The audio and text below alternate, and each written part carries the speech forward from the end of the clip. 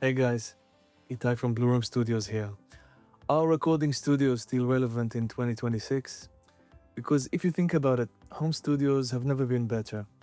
The gear you can buy now for relatively little money is genuinely impressive. Interfaces, plugins, monitoring. A lot of musicians are sitting at home with setups that would have seemed impossible not so long ago. So why would anyone still pay to walk into a studio? I've been running a recording studio for nearly a decade, and I'll be honest, it's a question I had to sit with seriously, because the people who are asking it aren't wrong. But the more I think about it, the more I believe that the answer isn't really about gear at all.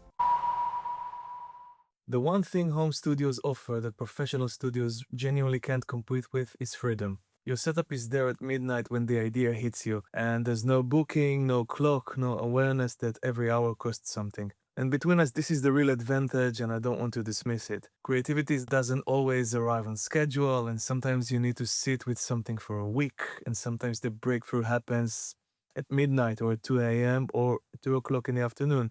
I've watched artists come into Blue Room Studios after spending months on something at home, and often that home time was essential. It gave them space to develop and find the song before they actually try to look for the sound. But freedom has its downside, and this is where it gets interesting. When there's no clock, there's also no deadline, and without a deadline, everything can always be better tomorrow and can always stretch. We're musicians, we always want to tweak just one more thing, or re-record just one more part, or chase a sound for another hour. That probably isn't a problem. And I've seen it happen with my own work. A track you've lived with for 6 months at home, sometimes you can't hear it anymore. You've lost perspective completely.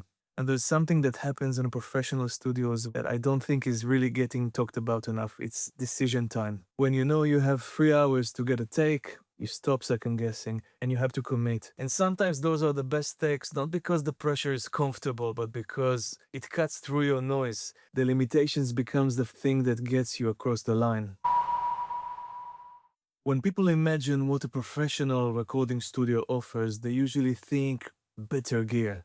And sometimes it's true, but I'd actually argue that in 2026, the bigger advantage isn't just about gear, it's about variety. At a home studio, you can have a great microphone or a great preamp, and honestly, that might be enough for most things you do. But when you're in a room with 10 different microphones and 5 different preamps, something shifts in the creative process. You stop defaulting to your usual approach and you start asking different questions. I did have cases occasionally when an artist came in expecting to record on a posh condenser microphone and was rather surprised when I've presented them with a dynamic mic or ribbon mic they weren't expecting, which initially sounded a little bit dull to them, but overall in the mix afterwards it translated beautifully and gave them something they weren't expecting.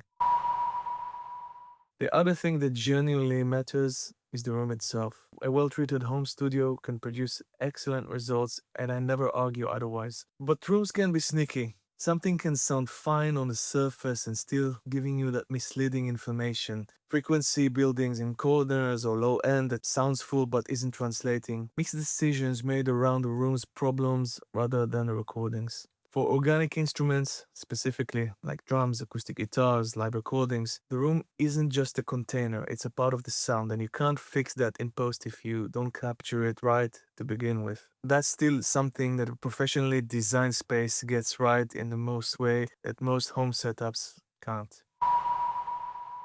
So, do recording studios still have a place in 2026? I think they do, but not for the same reason they did 20 years ago. Home studios have genuinely changed what's possible, and that's not gonna go away.